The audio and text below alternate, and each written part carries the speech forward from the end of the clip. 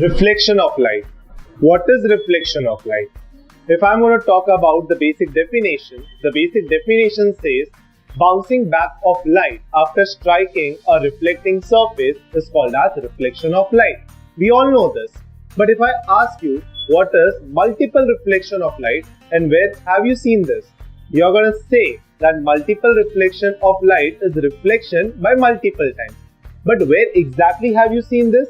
Today, let us make something which works on multiple reflection of light, and that is called as kaleidoscope. So let us begin.